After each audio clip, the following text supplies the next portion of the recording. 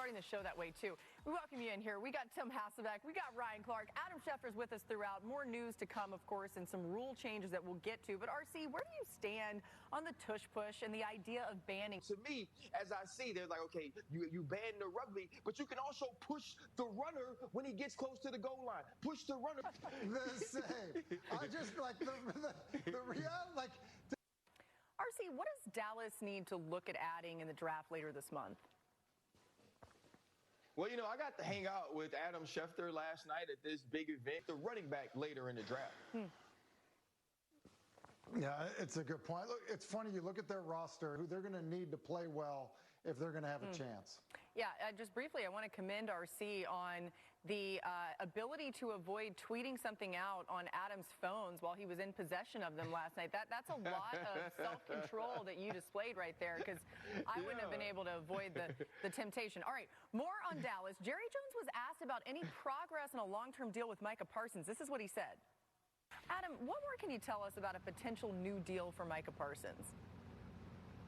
Well, Jerry Jones and Micah Parsons were clearly discussing the parameters of something of the white smoke emanating from the Vatican just yet. And until there is, we will wait for an answer from Aaron Rodgers. I like that Art Rooney's like, well, man, I'm hearing this. I'm like, so are we. But I don't know. When are we ever going to figure it out? We're not sure yet. When we do, Adam will tell us.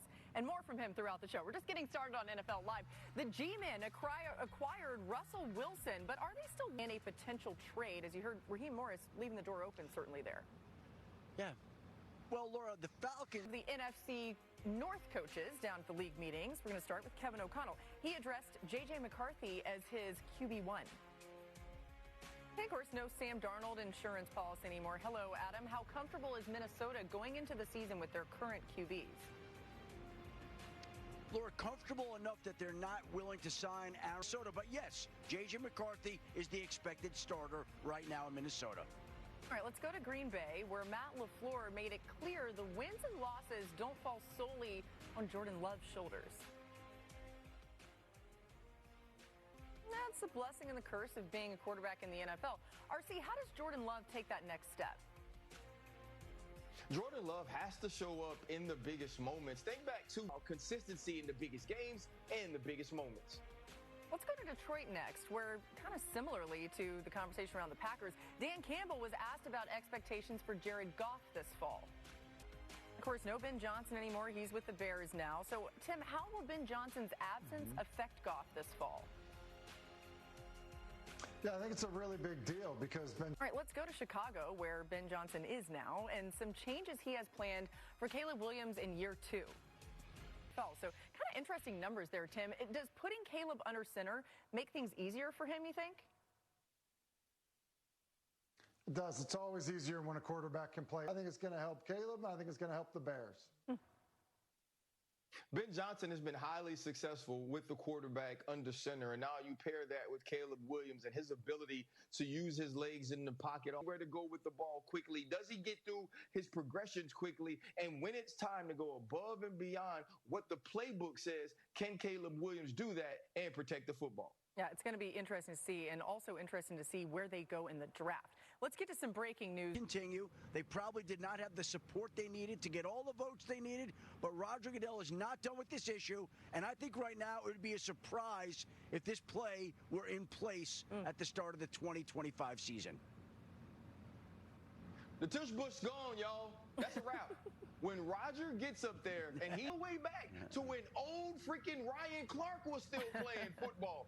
That's how much this play ain't going to be around, y'all, that it's a wrap. The play is gone. And obviously Ryan Clark will not have to worry about saying tush push any longer in the 2025 season. Is it too soon for hashtag RIP TP? Should we get that going today? No, it's right it's now. Over? Yeah. Get it started today. All right. R.I.P. TP. Still ahead. I'm so sad. The Patriots have been big spenders this offseason, but have they done enough to get that goodness?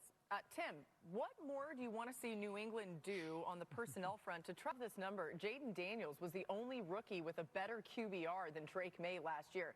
That's for you, Tim. Ryan, you like him too. Robert Kraft's like, this losing stuff. That's on All Things Giants. We bring in Jordan Renan, our Giants reporter. And Jordan, Dable was not the only Giant to speak this week. Fill us in on what GM Joe Schoen had to say down at those league meetings.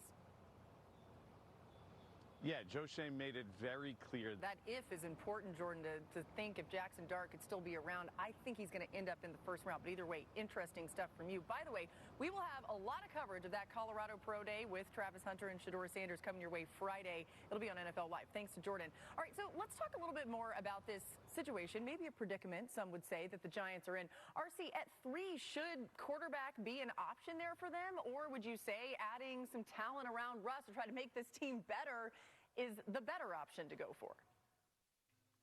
Well, I think the first thing is, Laura, you think he can be your quarterback for the next decade and a half? You pick him. If not, you pick a football player that immediately impacts the wins and losses of this team.